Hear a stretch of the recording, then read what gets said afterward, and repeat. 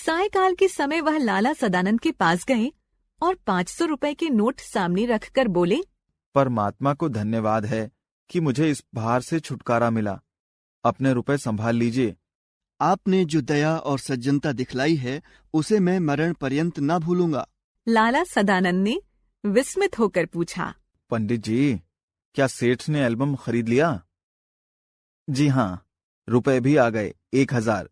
नहीं तो मुझ निर्धन ब्राह्मण के पास क्या था जो आपका ऋण चुका देता। परमात्मा ने मेरी सुन ली। मैं पहले भी कहना चाहता था, परंतु कहते हुए हिचकिचाता था कि आपके हृदय को कहीं ठेस न पहुंचे। पर अब मुझे ये भय नहीं है, क्योंकि रुपए आपके हाथ में हैं। मेरा विचार है कि आप ये रुपए अपने ही पास रखें। मैं आपका यजमान हूँ। मेरा धर्म है कि आपकी सेवा करूं। पंडित जी की आंखों में आंसू आ गए।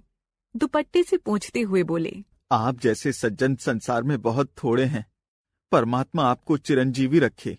परंतु अब तो मैं ये रुपए ना लूंगा। इतने वर्ष आपने मांगे तक नहीं। यह उपकार कोई थोड़ा नहीं है। मुझे इससे उऋण होने दीजिए। ये 500 रुपए देकर मैं हृदय की शांति खरीद लूंगा। निर्धन ब्राह्मण की यह उदारता और सच चरित्रता देखकर सदानंद का मन मयूर नाच उठा। उन्होंने नोट ले लिए। मनुष्य रुपए देकर भी ऐसा प्रसन्न हो सकता है, इसका अनुभव उन्हें पहली ही बार हुआ। पंडित जी के चले जाने पर उन्होंने अपनी आंखें बंद कर लीं और किसी विचार में मग्न हो गए। इस समय उनके मुखमंडल पर एक विशेष आत्मिक तेज था। 6 मास बीत गए। लाला सदानंद बीमार थे। ऐसे बीमार वह सारी आयु में ना हुए थे। पंडित शादीराम उनके लिए दिन रात माला फेरा करते थे। वे वैद्य ना थे, डॉक्टर ना थे, वे ब्राह्मण थे। उनकी औषधि माला फेरना ही था, और यह काम वे अपनी आत्मा की पूरी शक्ति, अपने मन की पूरी श्रद्धा से करते थे। उन्हें औषधि की अपेक्षा आशीर्वाद और प्रार्थना पर अधिक भरोसा था। एक दिन लाला सदानंद चारपाई पर लेटे थे। उनके पास उनकी बूढ़ी माँ उनके दुर्बल और पीले मुख को देख देख कर अपनी आंखों के आंसू अंदर ही अंदर पी रही थी। थोड़ी दूर पर एक कोने में उनकी नवोढ़ा स्त्री घूंघट निकाले खड़ी थी और देख रही थी कि कोई काम ऐसा तो नहीं जो रह गया हो। पास पड़ी हुई एक चौकी पर पंडित शादीराम बैठे रोगी को भगवत गीता सुना रहे थे। एकाएक लाला सदानंद बेसुध हो गए। पंडित जी ने गीता छोड़ दी और उठकर उनके सिराहने बैठ गए। स्त्री गरम दूध लेने के लिए बाहर दौड़ी और माँ अपने बेटे को घबराकर आवाजें देने लगी। इस समय पंडित जी को रोगी के सिरहाने के नीचे कोई कड़ी सी चीज चुभती हुई जान पड़ी। उन्होंने नीचे हाथ डालकर देखा तो उनके आश्चर्य की सीमा ना थी। यह सख्त चीज वही एल्बम थी जिसे किसी सेठ ने नहीं बल्कि स्वयं लाला सदानंद ने खरीद लिया था। पंडित शादीराम इस विचार से बहुत प्रसन्न थे कि उन्होंने सदानंद का ऋण उतार दिया है, परंतु यह जानकर उनके हृदय पर चोट सी लगी कि ऋण उतरा नहीं बल्कि पहले से दूना हो गया है। उन्होंने अपने बेसुध यजमान के पास बैठे बैठे एक ठंडी सांस भरी और सोचने लगे, क्या यह ऋण कभी ना उतरेगा?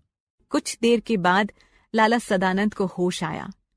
उन्होंने पंडित जी से एल्बम छीन लिया और धीरे से कहा, यह एल्बम सेठ साहब से अब मैंने मंगवा लिया है। पंडित जी जानते थे कि यजमान जी झूठ बोल रहे हैं, परंतु वह उन्हें पहले की अपेक्षा अधिक सज्जन, अधिक उपकारी और अधिक ऊंचा समझने लगे थे।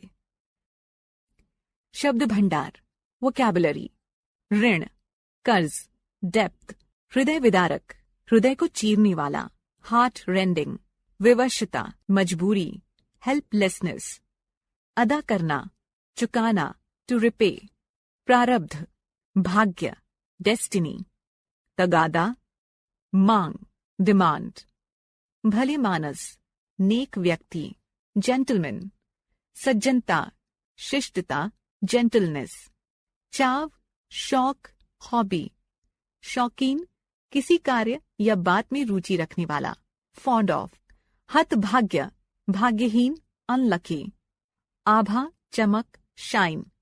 प्रफुल्लित, खुश, हैप्पी। जीवनदायिनी, जीवन देने वाली, लाइफ गिविंग। पथिक, यात्री, ट्रैवलर। किरकिरा करना, काम खराब करना, टू स्पॉइल।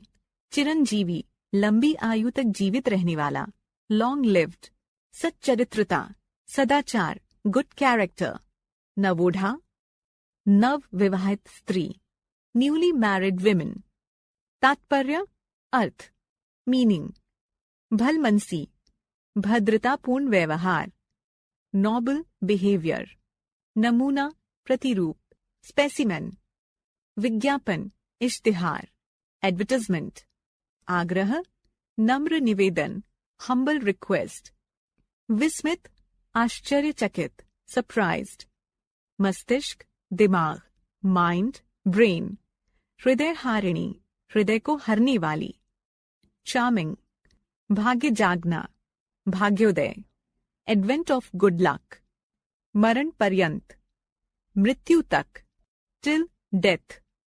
उऋण, ऋण मुक्त, फ्री फ्रॉम डेप्थ। दुर्बल, कमजोर, वीक। बेसुध, बेहोश, अनकॉन्शियस।